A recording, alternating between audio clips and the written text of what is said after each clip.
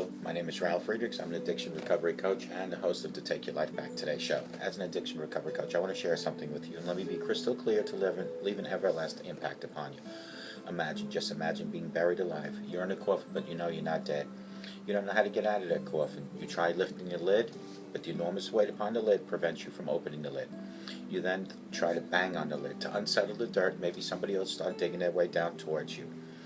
This is what it's like to find yourself at the lowest point of alcohol and drug addiction. You know you need help. You know you can't do it on your own, but you don't know where to turn for help. In reality, there are people standing by your grave. You just don't know that. You just think you're going to die. Usually, though, people don't think about death when you're habitually abusing drugs and alcohol. In order to feed an addiction, you have to be great at repressing the fear of death. I often ask you, my audience, did it ever cross your mind that while you were abusing drugs and alcohol, that you'll take something away that God more or less lent you, which is called life? By abusing drugs and alcohol, you risk the fact that you might overdose. And if that isn't selfish enough, what about taking your life away from the people that love and count on you most? People like your mother, your father, your husband, your wife, your children, and your grandchildren. With this, let me leave one last thought with you. Don't be like the person I'm reading about on these index cards that waited and waited until it was too late. Instead, be the person that picks up the phone and calls me at 844-405-HELP, and I promise you I will help you take your life back, for your life is gone. Folks, people like Larry Geis, he's also an addiction recovery coach, a life coach. He and I always tell people like you, it doesn't matter where you came from, it doesn't matter where you've been. What matters is that you're here looking for help for a brighter tomorrow. Larry Geis from the Geis Academy can be found at www.odysseyconsultant.org. You can call him at 516-458-2741. Larry will take you from your addiction to your recovery, from your depression to happier times, from low self-esteem to raise your self-esteem. Larry Geis has over 30 years experience. Get a hold of him at 516-458-2741. Folks, I always want to bring this up. It's called knee mail. That's K-N-E-E mail.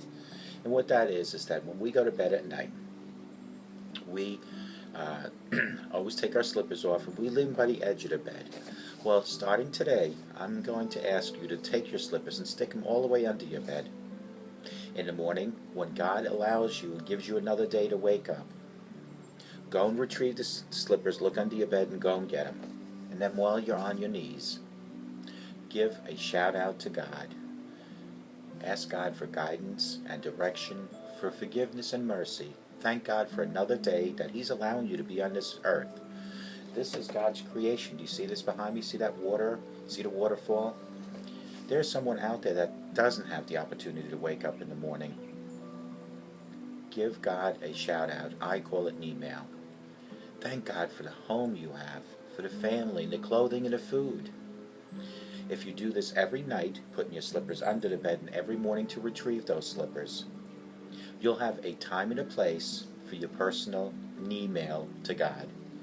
And you'll see that your days become better, brighter, and happier. Put on your slippers now after you gave out your personal knee mail to God and walk with God 24/7. Knee mail. Put on those slippers in the morning and pray to God and walk with God. I want to talk about the numbers behind the heroin epidemic. They've been absolutely tremendous. This is really a guide to the drug spread and impact on America's heroin. The epidemic represents a new phase in the war on drugs. As Catherine Q. Seal reports, heroin deaths have surged mostly among whites in the suburbs, and small towns across the United States of America. The parents of those who have overdosed have also successfully pushed for a more forgiving approach to addiction, a stark contrast from the response to crack and cocaine in the 80s and 90s. Here, I want to report the full story.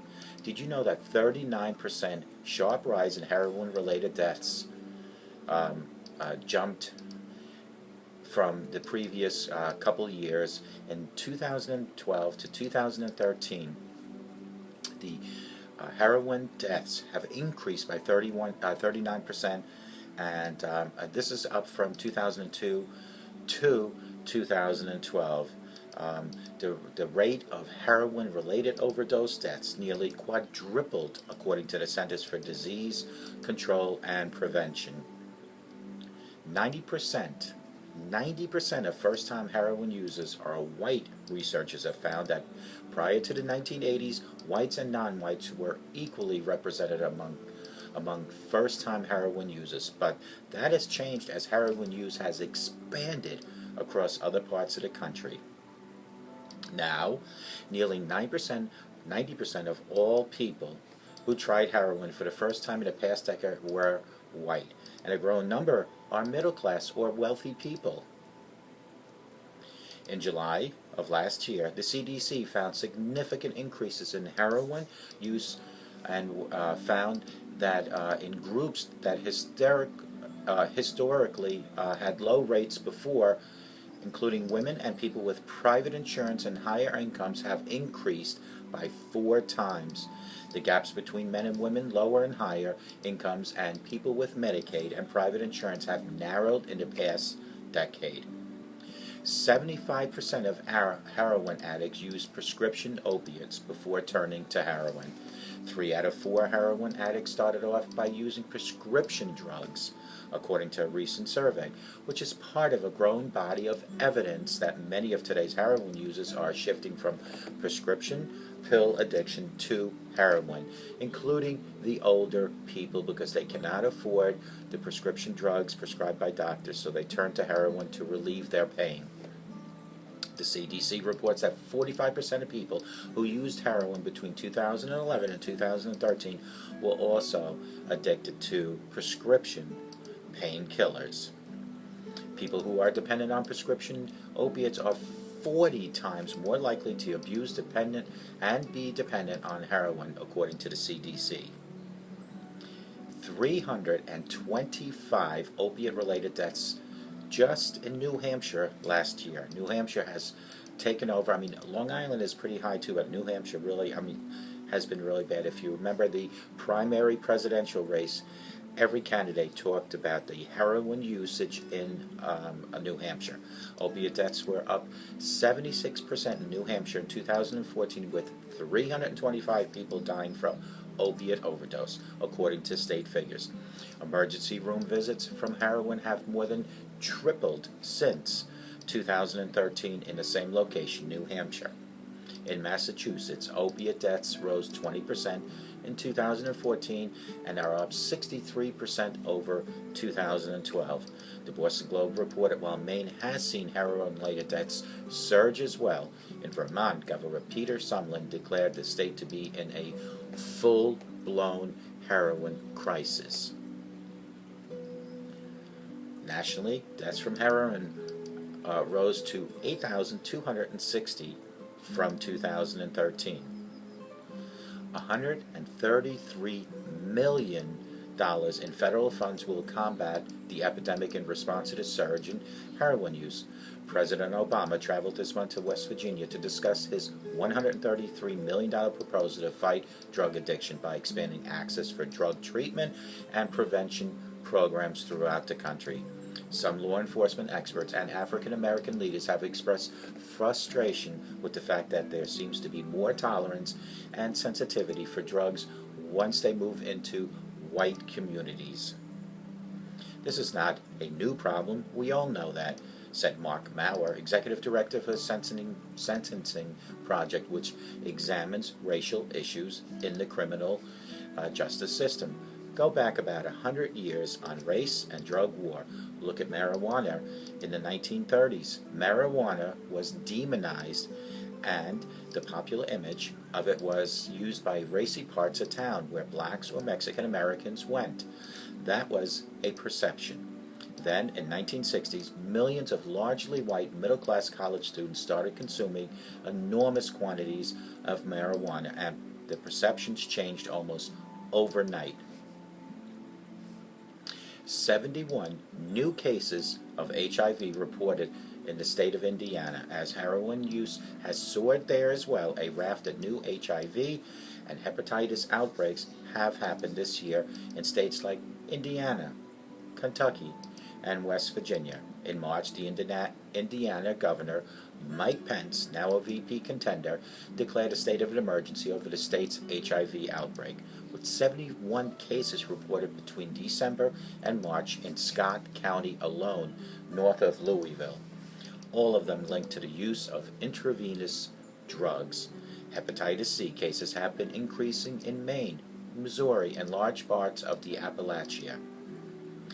50% increase in Mexico's opium production last year alone. Officials in Mexico and the United States say that Mexican opium production rose an estimated 50% just in the year 2014, thanks in part to voracious American appetite for heroin.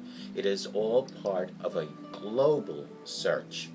As the New York Times reported last June, the United Nations annual World Drug Report found that Afghanistan's poppy field expanded by 36% from 2012 to 2013. Overall, global poppy cultivation hit its high level in the 1930s. The United Nations report found, suggesting that today's heroin epidemic will continue and will rise unless we all get together and do something about it. Yesterday I did a show on the proven fact that heroin on Long Island has surged tremendously in the 10 years, and it's not just isolated to Long Island. It has globally, not just the United States, but globally surged.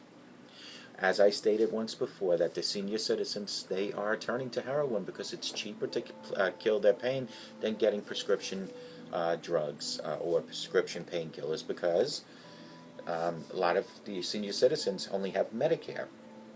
And Medicare only covers 80% and only certain times. So what do? They turn to heroin. We need to educate our youngsters. We need to educate even our elders to keep away from heroin, because heroin will kill. I just gave you statistics. I can tell you there has been a tremendous surge throughout the whole world in heroin usage. It is now time to make changes in your life. Reach out to me at 844-405-HELP, and I promise you I will help you take your life back. I will help you get help by looking around for whatever's best fitted for your crisis. But you need to make that phone call, 844-405-HELP, and together you and I will help you take your life back before your life is gone. And may God bless you.